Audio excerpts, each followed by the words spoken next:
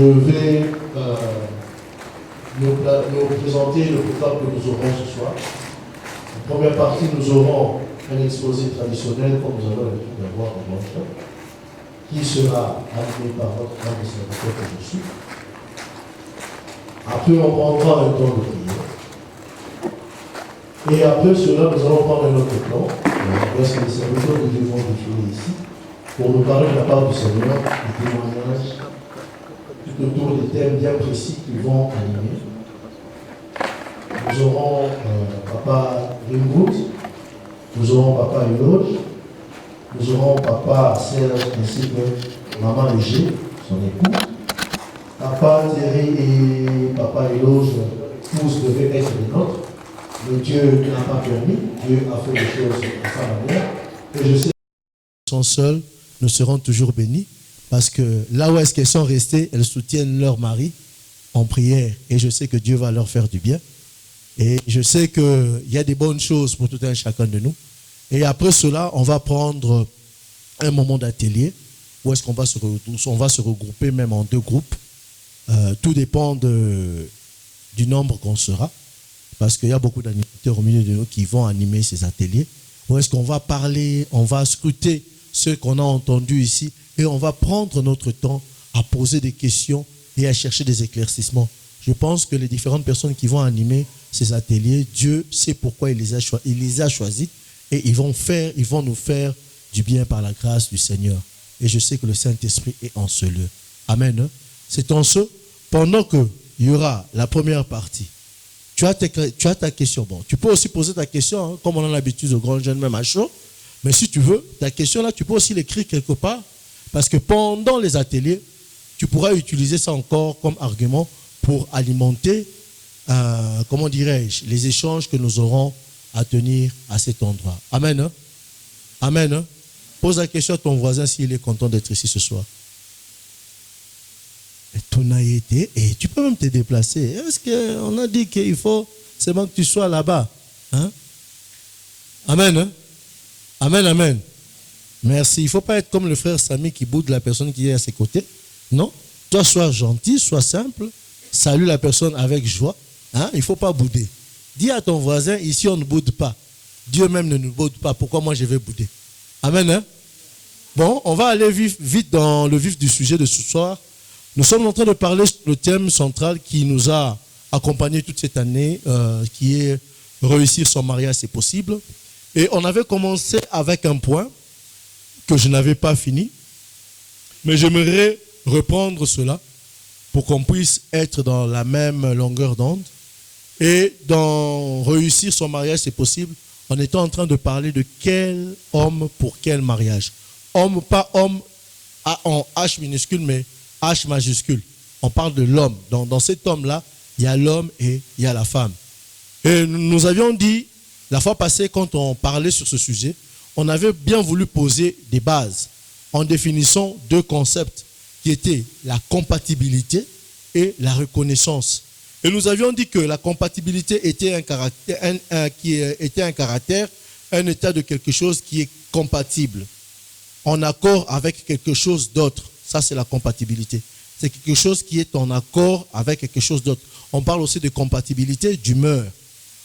La compatibilité, c'est aussi la qualité relative de deux procédures, de 2 procédés en télécommunication pouvant permettre le fonctionnement d'un même appareil. Donc, c'est comme je disais la fois passée, tu as un téléphone Samsung, c'est facile que tu puisses faire l'échange de données avec un autre téléphone Samsung.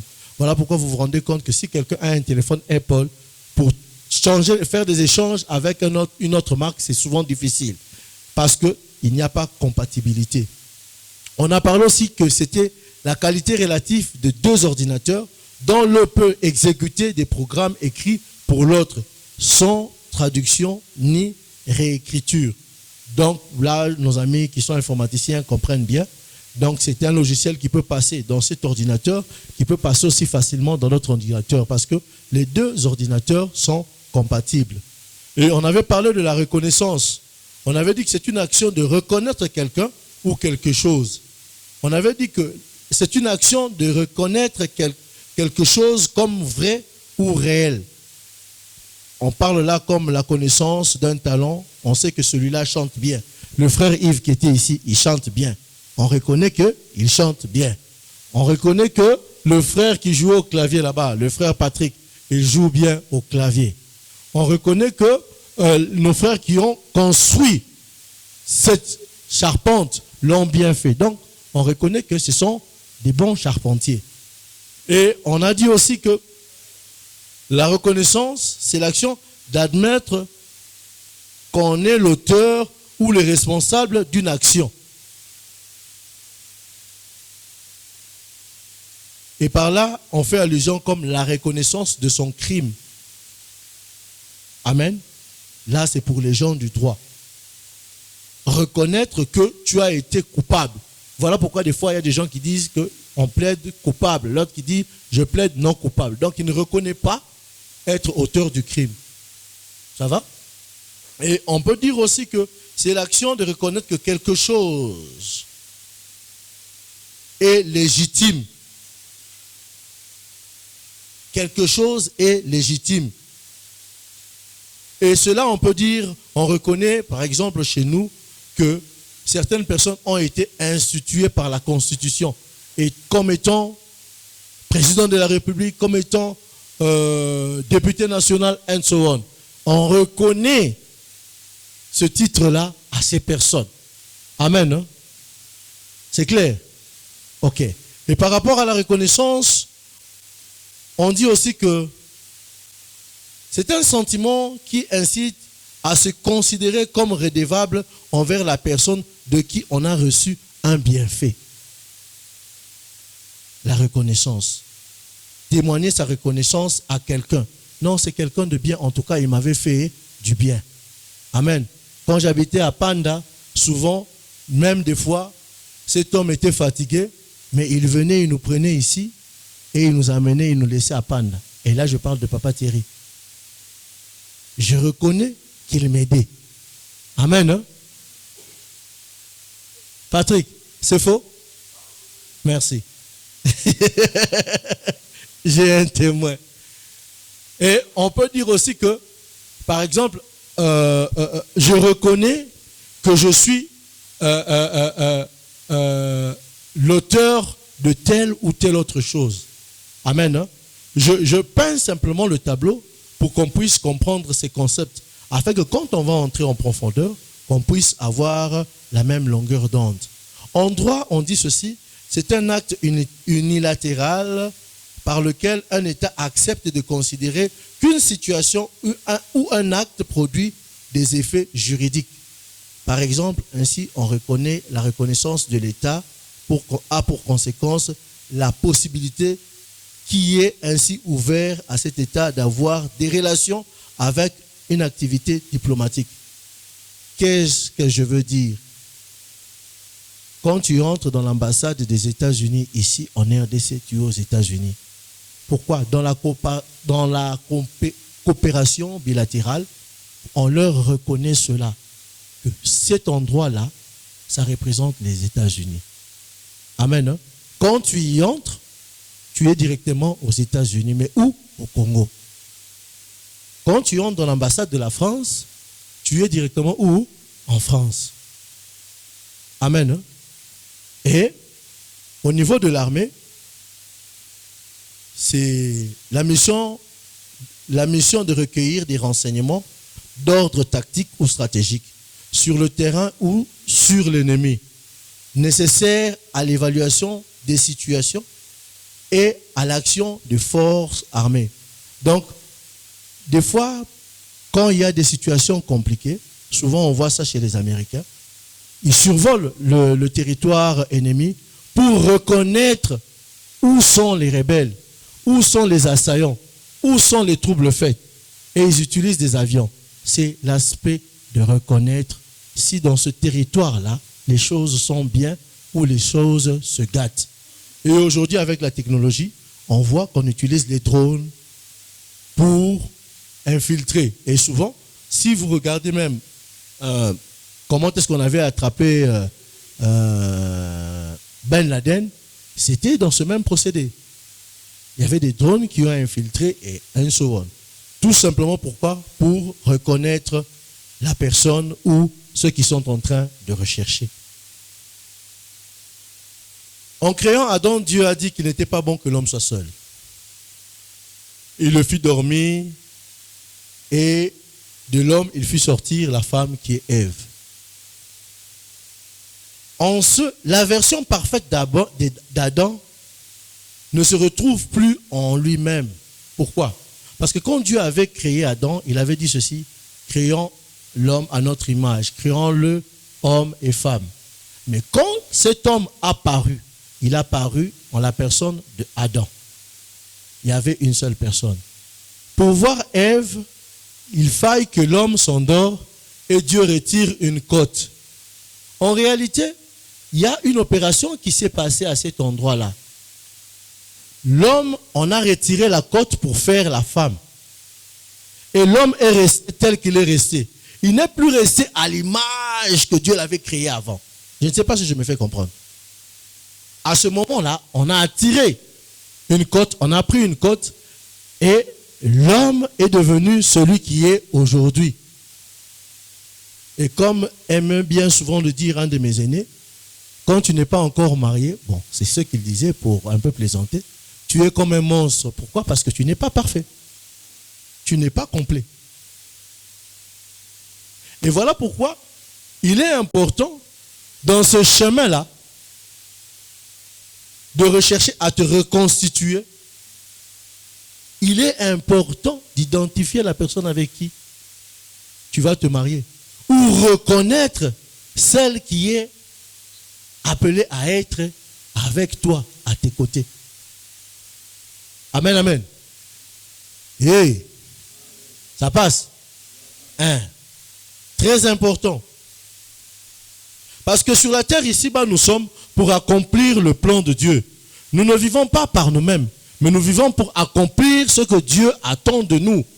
Et pour faire ces choses, Dieu attend que quelqu'un soit à côté de nous. Cette personne que lui aussi a préparée pour nous, afin que cette personne-là puisse faire sortir en nous le meilleur de nous. Amen. Que cette personne puisse faire sortir en nous le meilleur de nous. Ou que cette personne nous rende, je peux dire parfait. Pas parfait dans la perfection comme Dieu, mais qu'on soit complet à l'image de Dieu. Amen. Hein? Et quand on atteint cette stature-là, vous allez voir que les choses vont aller bon train. Les choses vont aller bon train. Et j'aime souvent dire qu'il ne faut pas que tu meures sans avoir accompli ce pourquoi tu es sur terre. Il ne faut pas mourir sans avoir accompli ce pourquoi tu es sur terre. Les deux ensemble vont réaliser le très bon. Et quand vous entrez dans cette compatibilité, là vous allez progressivement entrer dans votre destinée. En donnant des noms aux animaux, Adam dira qu'il ne trouve aucun qui lui soit semblable. Nous nous souvenons de cet épisode-là. Ce qui prouve qu'il cherchait un être semblable. Donc en réalité, une femme, quand il cherchait une femme quand il nommait les animaux. Amen. Hein? Regardez, lisons bien la Bible. Dieu l'a dit, tu domineras, c'est dans Genèse.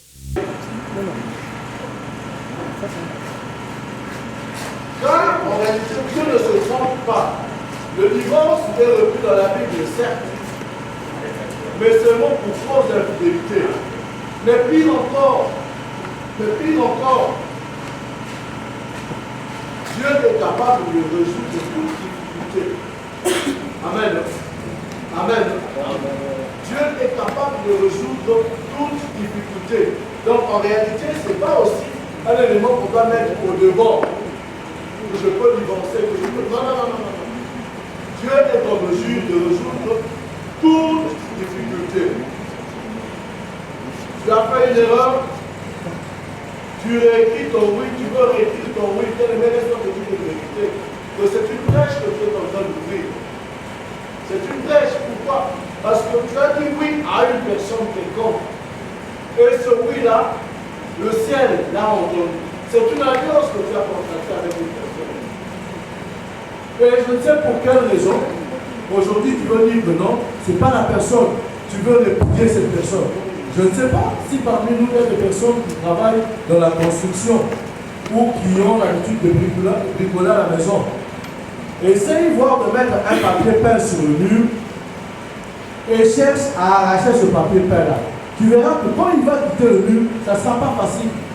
Le mur ne sera plus neuf. Il y a certaines autres choses qui étaient sur le mur avant qui vont aussi se détacher. Et même le papier peint ne va pas quitter tout en entier, mais ça va pas quitter en étant déchiré. Et ces déchirements-là, moi je peux te dire ça comme des brèches. Parce que même si aujourd'hui tu te dis que non, il y a incompatibilité entre moi et ma femme, puisqu'aujourd'hui on utilise même des avocats pour chercher à nous divorcer. Ils vont nous donner des éléments, oui, mais laissez-moi nous dire une vérité. Devant Dieu, ça ne tient pas. Ça ne tient pas. Et le diable peut profiter de cette opportunité-là pour vous poser des problèmes. Certes, oui, tu vas laisser cette femme-là, tu iras vers une autre femme. Ou tu vas laisser cet homme-là, tu iras vers un autre homme. Certes, mais c'est avec des brèches que tu t'es engagé. Cette nouvelle voie-là. Voilà pourquoi il est important pour nous de nous rendre à l'évidence de cette vérité. Et pour ceux qui ne sont pas encore entrés, de veiller sur ces aspects-là, de la reconnaissance et de l'identification. Et je pense que les bien-aimés qui vont nous parler ici, vont nous parler sur le choix. Et vous allez voir qu'il est important de faire un bon choix. Je ne vais pas parler de ça ce soir. Parce qu'il y a des personnes qui vont en parler. Et on va discuter avec eux. Moi, je ne fais que poser la base ou nous rappeler ce dont on a eu déjà à parler la fois passée en ce lieu. Et j'aime souvent dire ceci, que celui qui cherche un miracle doit connaître la loi. Mais si tu as un bon avocat qui connaît la loi, il va t'aider. Voilà pourquoi Jésus n'a pas péché. Il connaît bien la loi. Et si tu vas vers lui, il va plaider pour toi. Il va te restaurer. Il va t'aider à relever la tête. Il va t'aider à continuer ta marche. Parce qu'il y a quelque chose de bon qui est prévu pour toi. Et comme j'aime souvent le dire, le mariage n'est pas une bénédiction, mais le mariage, c'est un instrument qui, si tu rencontres le bon partenaire, va produire la bénédiction dans ta vie. Amen. Hein?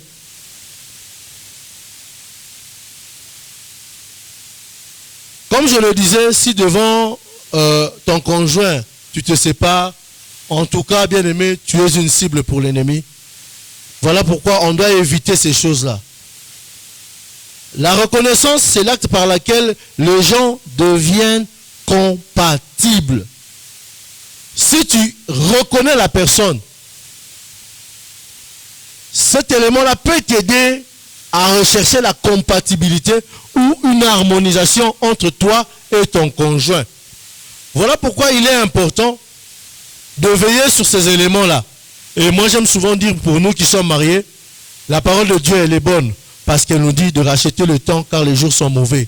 Donc, par moment, quand les choses ne tournent pas bon, recherchons la face de Dieu, demandons son aide, son soutien, qu'il puisse nous aider afin qu'on puisse voir clair. Si c'est moi qui suis fautif, que je diminue, que Dieu puisse se glorifier. Si c'est elle qui est fautif, qu'elle diminue et que Dieu puisse se glorifier. Dans 2 Corinthiens 5,16, la parole dit ceci. Ainsi, dès maintenant, nous ne connaissons personne selon la chair. Et si nous avons connu Christ selon la chair, maintenant, nous ne le connaissons plus de cette manière. Si vous voyez que vous n'êtes pas compatible, recherchez la période du rattrapage, ce que j'étais en train de dire ici, de racheter le temps, afin que tu puisses te rendre compatible à la personne. Pour comprendre la reconnaissance, il est important de savoir que l'homme est un esprit qui habite dans un corps. Amen. Hein? L'homme est un esprit qui habite dans un corps.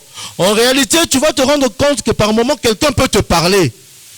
Il te parle, mais tu n'es pas là. Tu es dans les nuages. N'est-ce pas? Et des fois, quelqu'un te touche. Et tu reviens.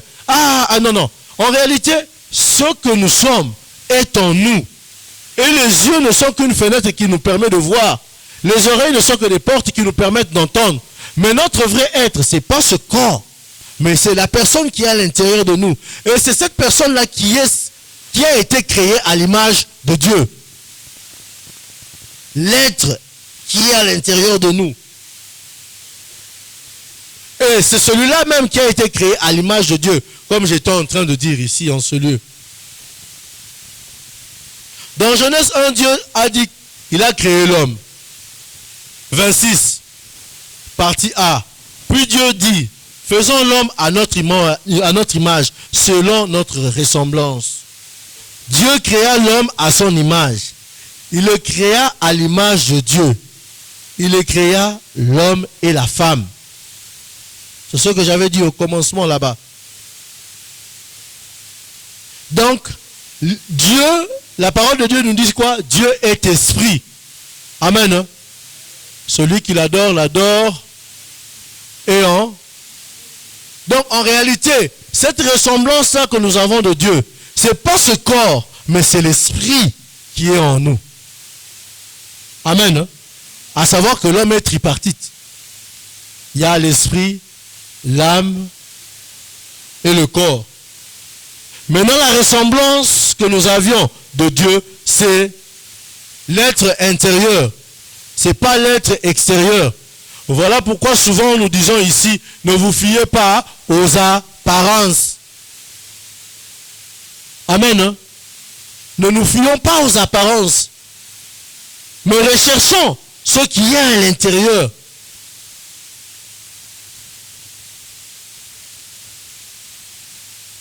Et si je me souviens bien, en lisant la Bible, Adam a eu à dire quelque chose de très important. Il dira, quand il avait vu Ève, voici cette fois-ci, chair de ma chair, os de mes os. C'est ça, non? Hein? Hein? Il avait dit, voici cette fois-ci, chair de ma chair, os de mes os. N'est-ce pas, non? Qu'est-ce qu'il avait dit? Ah! Il a dit, voici cette fois-ci, l'os de mes os, la chair de ma chair. Cette position-là est très capitale. Il n'a pas vu la chair avant, mais il a vu les os, ce qui est à l'intérieur de la personne. Amen. Il n'a pas vu ce qui brille, ce qui attire, ce que tu... Non, c'est pas ce qu'il a vu en premier. Il a vu en premier les os. Les os qui est le squelette. Scientifiquement, nous avons même un docteur au milieu de nous. Et il peut même nous dire que ce squelette-là, c'est la charpente qui tient tout le corps. N'est-ce pas? Et pour moi, les os là, ce soir, je nous présente comme étant l'Esprit de Dieu, l'Esprit par lequel Dieu nous a créés à sa ressemblance, qui est au-dedans de nous et qui supporte tous les projets merveilleux que Dieu a pour nous. Amen. Et c'est très important, bien-aimé, de veiller sur ces... En fait, ce sont des petites choses qui entraînent que de grandes choses se réalisent. Amen. Amen. Il dira, l'os de mes os, la chair de ma chair, on l'appellera femme parce qu'elle a été prise de l'homme. Là, c'est après. Mais ce qui m'a plus intéressé, moi, quand j'ai lu ce texte-là, c'était, voici cette fois-ci, l'os de mes os, la chair de ma chair. La chair était venue après. Si votre mariage semble s'effondrer, c'est parce que vous avez interverti les choses. Étant homme, on mange souvent la chair avant de voir les os, n'est-ce pas? Quand on mange la mangue, on commence par quoi? Quand on mange le poulet, on commence par quoi? Mais Dieu, il est compliqué. Lui, il commence par les os pour finir au niveau de la chair. Et c'est un exercice qui n'est pas facile à le faire. Il faut prier Dieu qui puisse t'aider à réussir à faire cet exercice-là. N'est-ce pas, Patrick? N'est-ce pas? Hein? Même si si une personne est trop spirituelle, c'est la chair. Amen. Hein? Les TTS là, c'est la chair. Parce que on ne sait pas si réellement ces eaux reflètent cet aspect des choses là. C'est compliqué, bien aimé. C'est pour cela, moi j'aime toujours dire, le fait d'être chrétien aussi n'est pas un potentiel argument pour que je puisse me marier avec toi. Amen. Hein? Et je nous scandalise. Hein? C'est pas parce que tu es chrétien, c'est pas parce que je prie avec toi à l'église que tu es un potentiel candidat pour que je puisse me marier avec toi. Non. Non. Parce que si tes os et mes os ne s'assemblent pas, papa, je préfère lâcher l'affaire. Maman et j'ai dit faux. Hein?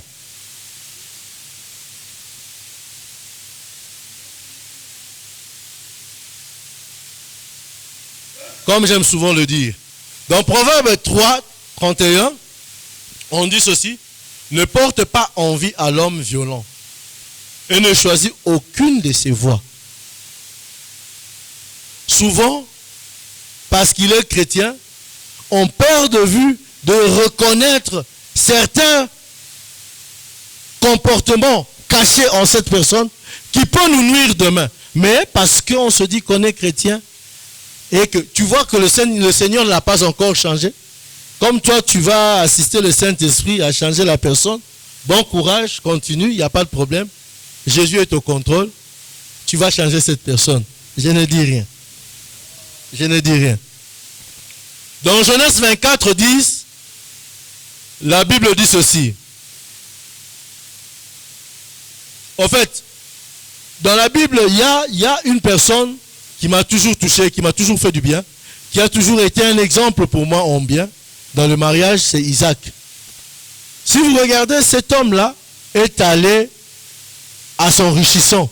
Cet homme-là était triste, mais quand il a retrouvé ça, il a rencontré sa femme, son cœur était devenu joyeux. Et la procédure que cette personne a eu à utiliser pour rencontrer cette femme était merveilleuse. Qu'est-ce qui s'est passé? Son père dira à son serviteur d'aller trouver une femme pour son fils. Il lui a précisé même l'endroit où est-ce qu'il devait se rendre. En Mésopotamie. Je ne sais pas où est-ce qu'ils étaient, mais quand même c'était loin. Le gars a fait le voyage, il a rencontré la fille là où est-ce qu'il devait rencontrer la fille. Et bizarrement, il a demandé à Dieu que Dieu puisse le guider. Et Dieu l'a guidé. Et il a rencontré une femme. Si on lit la Bible, c'est le couple le plus stable de la Bible. Le couple le plus stable de la Bible, c'est le couple d'Isaac. Sa femme, c'était encore qui, je pense Papa, Rebecca. Papa, t'as la Bible, c'est la nuit, hein? Voilà, c'est la nuit. On comprend notre émotion. C'est la nuit. Est-ce qu'on peut revenir au courant? Parce que je vois que le courant est revenu. C'est la nuit. Voilà pourquoi je dis qu'il est important que quand nous faisons ces démarches-là, de faire confiance à Dieu. Ce serviteur-là, il n'est pas allé par ses propres voies, mais il est arrivé à dire au Seigneur, celle qui fera ceci, celle qui fera cela. Il a demandé au Seigneur, conduis mes pas. Dieu l'a conduit vers cette femme-là. Et c'est ce moment-là que moi je dis que il faut apprendre à faire confiance à Dieu. Parce qu'en réalité, qu'est-ce qui se passe? Le plan merveilleux, ce n'est pas nous qui avions fait ça, mais c'est Dieu qui a ça pour nous. Amen. Alors, il connaît ce qu'il veut faire pour nous. Mais des fois, nous cherchons à aider Dieu en lui amenant ce qui est nôtre pour qu'il puisse l'intégrer dans son projet. Et c'est là. Je prends l'exemple simple l'architecte qui a construit, qui a élaboré ce projet, il a fait tel quel. Il sait pourquoi il a voulu mettre ce nombre de poutres. Il sait pourquoi il a voulu qu'ici, il y ait cette fondation. Mais maintenant, toi qui n'as pas conçu le projet, tu viens, tu commences à te dire non. De ce côté ici, qu'on fasse ça, qu'on fasse ça. Mais quand le bâtiment sera élevé, est-ce qu'il y aura l'équilibre? Il n'y aura pas d'équilibre. Cela, qu'est-ce que ça va faire? Ça va nécessiter qu'on puisse commencer à détruire les murs pour rebâtir, à détruire les murs pour reconstruire. Qui perdent? C'est nous. Pourquoi? Parce que nous cassons encore les murs. Et ce sont des dépenses en plus. Peut-être, si on avait suivi ce que l'architecte avait posé comme projet de départ, on verra que si on suit ces alignements-là, après quelque temps, on verra que c'est un temple qu'on était en train de construire. Mais nous, des fois, nous voulons y aller avec notre connaissance, avec notre savoir. Voilà pourquoi nous avions des difficultés et nous détruisons souvent des murs dans notre vie que nous construisons. Mais le problème, c'est lequel? Quand on a l'habitude de détruire ces murs, on se déforme. Notre être intérieur se déforme. On perd même le sens original. N'est-ce pas? Regardez là-bas au fin fond de l'église. Vous allez voir, il y a comme un petit mur là-bas. C'est comme si c'était un défaut. En réalité, ce n'est pas un défaut. Mais on avait voulu mettre un mur. Mais on nous dira non, on doit détruire ce mur. Mais aujourd'hui, quand on voit, on peut se dire, ah, mais là, on doit élever un mur ou c'est comment? Vous voyez? Et même dans notre parcours, des fois, on élève des murs, on détruit des murs, on élève des murs, on détruit des murs. Par moments aussi, ça nous empêche à voir les bons repères. Là où est-ce que les choses doivent être placées. Pourquoi? Parce que souvent, nous avons l'habitude de chercher à faire les choses à notre manière. Comme bon nous semble. Voilà pourquoi je dis souvent ceci. Pour reconnaître une personne, il ne faut pas chercher à t'appuyer sur les 5 sens que l'homme a. La vue, l'ouïe, l'odorat, tout ça. Certes, c'est important, mais ce n'est pas nécessaire. Pourquoi je dis cela? Parce que je ne te demanderai pas aussi d'aller chercher un homme qui ressemble à beaucoup de bénédictions. Hein? Je ne dis rien. Comme l'homme d'Ésaïe, il n'avait ni beauté, ni éclat pour attirer les regards. Hein? Non. Je ne te dis pas aussi, c'est pas ce que je veux te dire. Parce que si tu m'amènes quelqu'un, tu dis, papa, voici. S'il est du genre Esaïe, c'est Kayo. Et je vais me moquer de toi comme ça, en face. Oh, je te dis. Je vais me moquer de toi, je vais rire. Hein? Parce que, tu sais, qu'on se dise la vérité. Si tu choisis aussi une femme qui a un visage mikakatano, ne trouves-tu pas qu'en famille déjà, tu as déjà un combat? J'ai dit faux. Tu amènes chez vous quelqu'un tantôt, plutôt, je ne sais. Bon, c'est qui façon. Ce qui est vrai, la beauté, elle est relative. Mais là, la beauté, moussousou, tous, on doit quand même dire, il y a quelqu'un de bien ici. Papa Serge, j'ai dit faux. Parce qu'il y a de ces personnes, Moukouboua, il y a de ces personnes, tu amènes une dame chez toi à la maison, tu vois même ta petite soeur qui te respectait commence à te manquer de respect. Elle te manque de respect. Tu te regardes, tu dis, petite a manqué. Pourquoi? Parce que, comme souvent me disait un ami, donc tu as amené un oiseau inconsommable. Donc c'est compliqué. Mais ce qui est vrai, ne nous fions pas aux 5 sens que l'homme a, simplement. Adam, en voyant Ève, il a reconnu que c'était elle. J'aime un texte qui est dans 2 Corinthiens 5. Lisons 2 Corinthiens 5, 16. La parole de Dieu dit ceci. Ainsi de maintenant, nous ne connaissons personne selon la chair. Et si nous avons connu Christ selon la chair, maintenant, nous ne le connaissons plus de cette manière. Amen. Hein? Amen. Hein? Avant, les gens connaissaient Christ parce qu'ils avaient vu qu'il faisait des miracles, n'est-ce pas? Et beaucoup le suivaient même. Et même, ce sont même ces mêmes personnes-là qui le suivaient parce qu'ils l'avaient connu par rapport à la chair, qui ont même déclaré qu'on puisse faire quoi? Qu'on le crucifie. N'est-ce pas? Mais maintenant, nous, aujourd'hui, qui avions été affranchis, nous connaissons que Christ n'est pas un faiseur de miracles. Mais nous reconnaissons que Christ, c'est notre Seigneur et Sauveur. Vous voyez? Et même la manière dont nous nous approchons de lui, ce n'est pas toujours pour chercher des miracles. Mais nous le cherchons parce qu'on a besoin de cette communion avec lui. Parce que lui, c'est celui qui nous donne la vraie vie. Amen. Ceux qui ont suivi Christ par rapport au miracle, c'était la chair. Amen. Il faut suivre Christ par rapport à ce qui nous a accordé le salut, la vie éternelle. De même aussi, regardez dans Matthieu 16, 13. Je lis un peu. Alors, lorsque Jésus fut venu au quartier de Césarée, de Philippe, il interrogea ses disciples, disant, qui disent les hommes que je suis? Moi, le Fils de l'homme. Et voilà, au verset 17, Pierre qui répondra que tu es le Fils de Dieu, tout ça.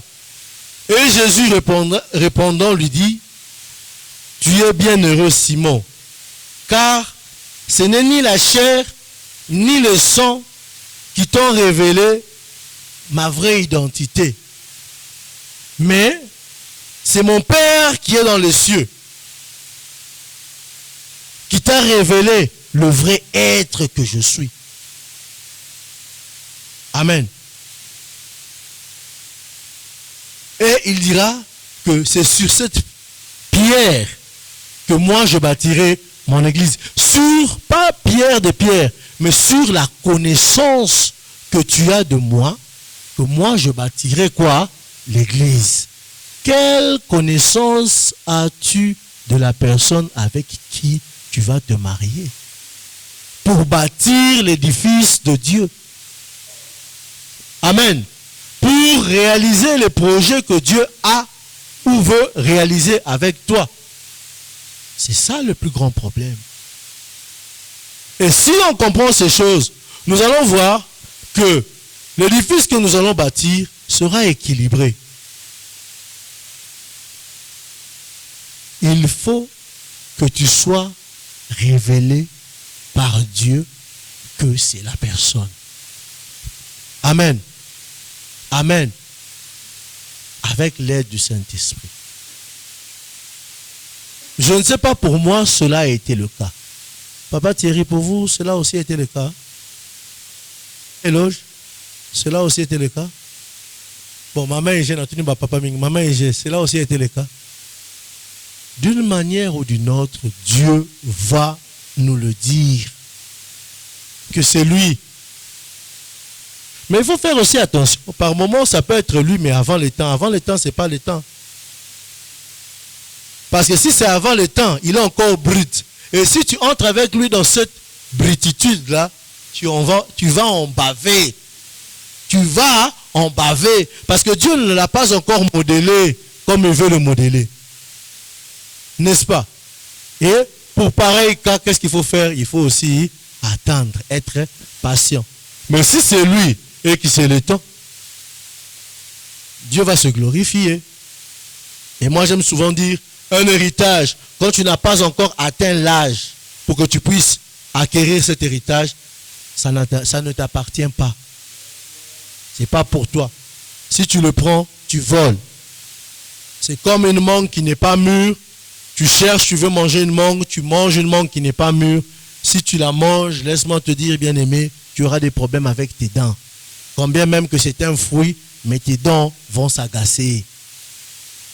Voilà pourquoi par moment, il faut aller dans cette histoire-là, non pas vaille, mais il faut aller avec le Saint-Esprit. Il puisse nous guider. Des fois, ce qui nous fait mal, ce qui nous dérange, c'est quoi? Par moment, on est déjà pris dans la chose. Parce que Moutou Amatine, c'est un bolingo pour nous quitter, ça va pas si. C'est un arbre qui est en hauteur. Cet arbre-là, quand on monte, on ne descend pas. Il y a seulement une seule solution. Il faut jouer au serpent. Vous savez, quand un serpent monte à l'arbre, qu'est-ce qu'il fait pour descendre? Il se lâche. Et quand il se lâche, cas social. Si ça sera l'œil qui sera Vunchika, je ne sais pas. Mais c'est un cas. Alors voilà pourquoi des fois il faut éviter. C'est ce que j'ai dit, ce sont des murs que tu commences encore à casser.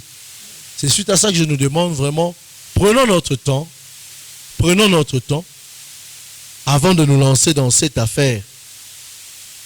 Souvent il y a beaucoup de choses à dire, mais par moment je ne parviens même pas à tout finir. J'étais simplement à l'introduction, mais le temps nous est imparti. Je n'ai pas le choix. Faute de temps, je pense qu'il faut que je fasse un effort pour chuter. Je suis même en train de chuter, papa.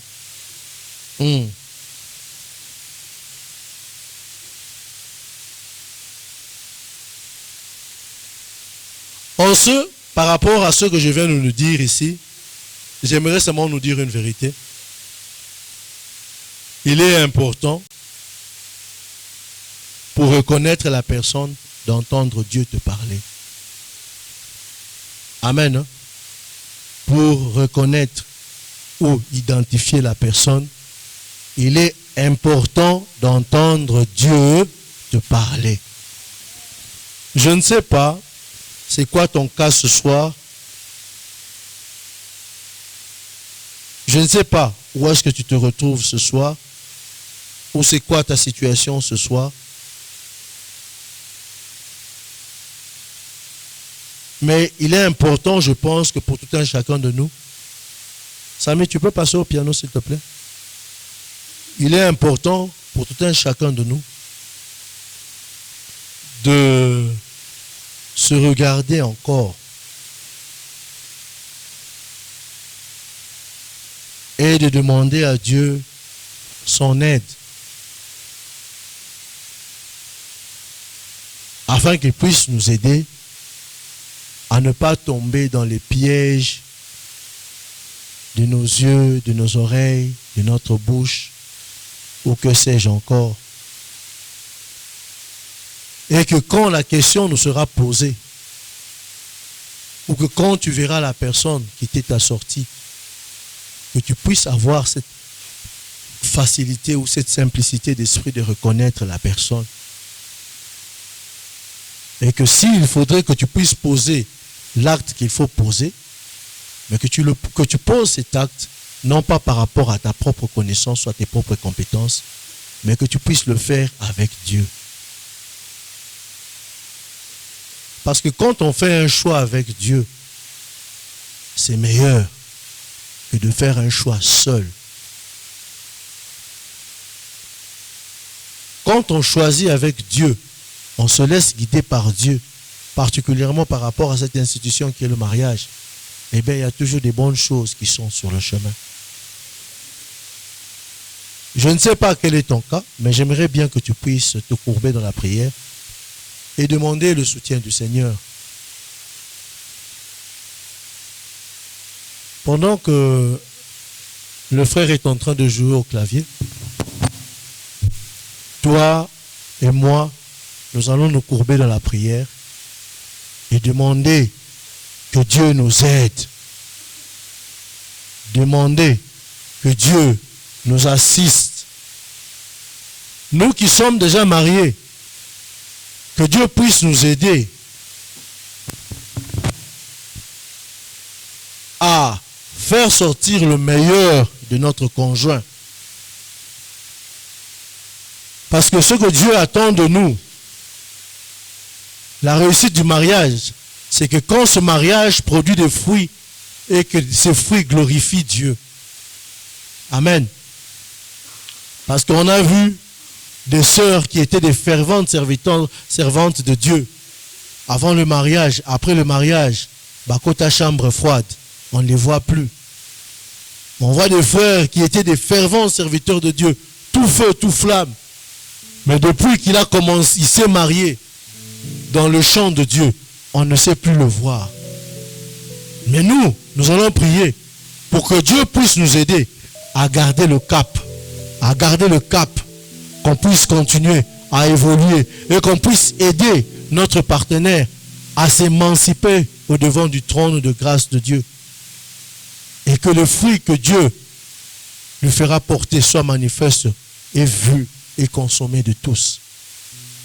Nous allons prier, bien-aimés. Prions tous ensemble. Je ne sais pas, toi, tu te trouves dans quel cas, mais il est important de prier pour toi. Prie pour toi, demande à Dieu de t'aider. Demande à Dieu de t'assister. Demande à Dieu de te donner cette sagesse afin que tu puisses reconnaître la personne qui t'est assortie. Afin que tu puisses t'identifier en cette personne-là. De sorte que vous puissiez être compatibles et que par cette compatibilité, la gloire de Dieu soit manifeste dans votre couple. Et que votre couple soit un couple qui honore Dieu. Que votre couple soit un couple qui rend gloire au Seigneur. Élevons nos voix et prions tous ensemble. Merci Yahweh pour ce que tu fais pour nous. Aide-moi, Seigneur Jésus, à comprendre ces choses, Seigneur.